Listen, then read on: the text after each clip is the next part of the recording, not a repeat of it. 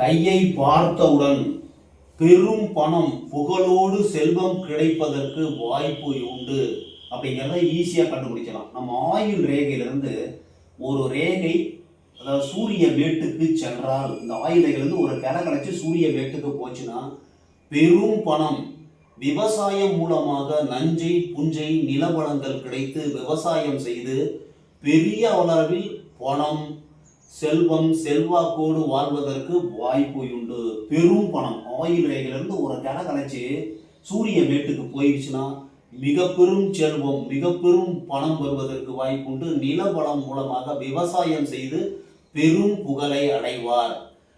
அப்புறம் இன்னொரு அதில் ஒரு பலனும் உண்டு. அரசு உத்தியோகம், அரசு அதிகாரியாகவும் இருப்பதற்கு வாய்ப்புண்டு. ஒரு ரேகை பல பலன்களை கொடுக்கக்கூடியது, இதுவும் ஒரு விதம் தான். சரிங்களா? சூரிய மேட்டு